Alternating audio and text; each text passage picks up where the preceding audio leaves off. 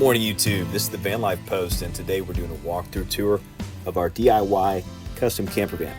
This thing was built by me and my wife, my dog, and myself. Went around the country for 5 months at one point, full-time living in this thing off-grid. It was awesome. We built it to be super capable, off-grid, and also very low profile and secure on the road. So we're going to give you the ins and outs and kind of the reasons why we built it the way we did. We really had 3 things in mind when designing this thing, because when you're off the grid, you're living this camper van lifestyle. It's cool, right? Because you're in the middle of nowhere and you get to experience things that other people don't. But you want to save that money on the RV side, right? You don't want to be plugged in all the time. You want to be out there where the activities are, kayaking and hiking and seeing these things. So having the battery bank that could do that was really important. Having the systems in place that could charge that battery system were important. So that being said, we put 400 amp hours of lithium inside. The other thing that's really important to me personally was security. So as you're out here on the road, you're seeing all these amazing things. You don't want to be thinking about someone stealing your van or breaking in and getting something of yours. So working on the road, we actually wanted to protect all of our gear, and we went overkill on the security. We actually had GPS tracking, reinforced locks and windows. We actually did live action motion activating cameras, which we could see on our phones and basically pick up any motion while we're away from it. The last factor in design is the exterior being low profile. So keeping it low profile gets you that ability to stealth camp if you wanted. Up top, we've got the solar rack. If you don't know, these things cost a ton. But if you build it yourself, you save a lot of money, and we actually built it in such a way that we drilled no holes in the roof, and it's very low to the ground, so to the roof. So that means you can't really pick up on that unless you got a trained eye for it.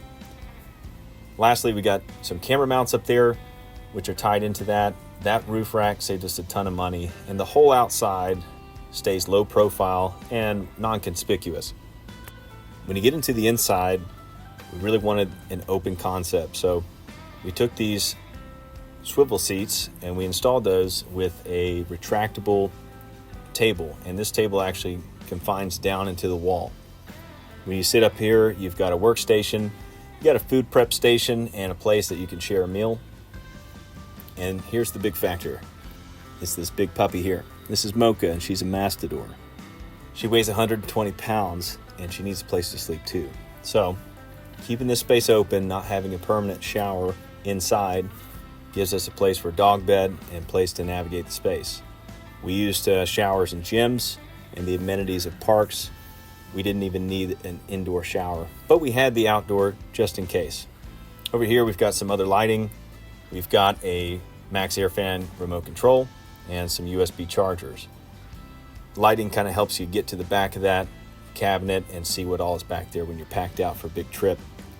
The battery monitor here shows our readouts, keeps an eye on our percentages, and then we've got an inverter which charges these outlets. So we get 120 power for our induction cooking as well as our workstations for our jobs. We chose to go with these Wilderness Vans awning style windows. This is called the Broad Arrow, and it's an awning style dual pane acrylic window. It's got all these built-in features, blackout and bug screen on a magnetic track. It's really cool, and because it's awning, you can leave it open for ventilation during the rain. Back here in the living space, we've got a huge closet for most camper vans. Still leaving us space to get around, but the wife really wanted space to put all her clothes, and I even put a nice little mirror in there. Inside, you've got place to hang stuff. You've got cubbies, place for luggage and all that good stuff. These doors secure with travel locks, and there's 4 of them. So you have to push them into place, but once they're shut, they stay shut. So that way when you're driving, you're not going to lose anything. To the side of the closet, we've got some storage. This is just for iPads, anything like books, projectors, phones, stuff like that. This Nebula projector is what we use to watch Netflix, even inside the parks. That was one of the coolest things because you could bring a piece of home with you on the road. We also installed these 12-volt reading lights, and they articulate, they're touch activated. These are awesome. And that way you can plug in your phone here. It's got a little USB underneath, and you cannot bother the other person by having to ask for a charger or climb over them to get a light on or anything like that. Really cool feature. We got a full-size bed, and that's way big enough for my wife and I. We're not huge, we're not small, but it's enough for us. And up top there, we've got our Max Air fan. This thing is a powerhouse and it's remote activated. Because we are triple insulated in this camper van, we never really needed air conditioning or heating. And instead, what we needed was ventilation. So this system allows us to get a good kind of spread of airflow through the van and leave the fan on while we're sleeping. The upper cabinets were custom made. They were not easy to build, but they host a ton of space and they all light up. Even with a 5-month-long trip, we never ran out of space for things. Underneath there, we've got a paper towel holder and a spice rack. So the spice rack is cool because it keeps the counter space clear, and then it also keeps the stuff out of the cabinet. Down below here, we've got our Campervan fridge. So this is a 12-volt fridge from Everchill. And as far as campervans go, this is actually very large. Most campervan fridges are half the size. So we put about a week's worth of food in there, and it even comes with a little freezer section. I'm pretty sure I pulled the door off in this video. Yep, I do. But it's all good. It snaps right back into place. And besides the plastic freezer door, this thing was great and super quiet and efficient. The kitchen area has an HDPE marine vinyl countertop, which is super tough. You can cut on it. It doesn't matter if it gets wet or any of that.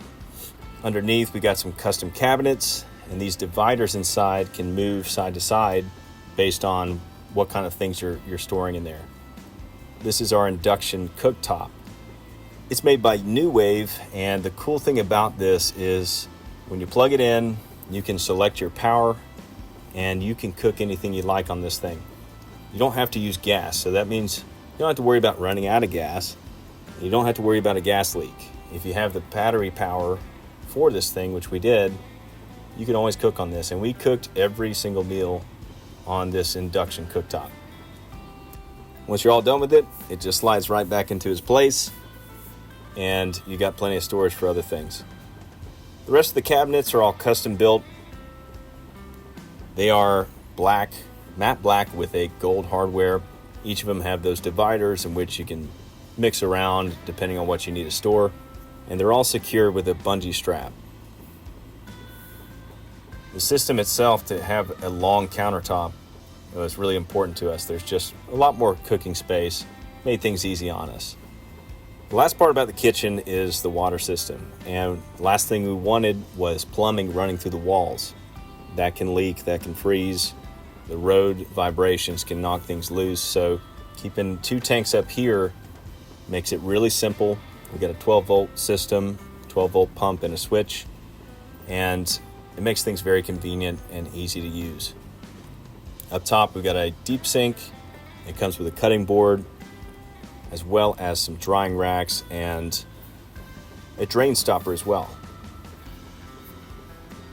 The faucet itself actually swings out and extends, and that way you can wash off your dog, you can wash off your gear. And if you don't have a shower at a Planet Fitness like we use, or at the amenities inside the park, you can use that. And I often did.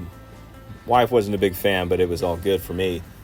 The 2 cameras inside are the last thing to show you from the interior, and they keep an eye on our dog when we're getting groceries and things like that. Lastly, in the back, we've got our battery box, storage. We've got a toilet system for emergency use. It's a bag system. And then our tie-down system, which has all of our gear tied to it. In the back there is our Wi-Fi. That is a 5G gateway, and a lot of info on that. I can make a whole nother video, but it was great. It was very affordable and very powerful. We had internet anywhere we wanted to.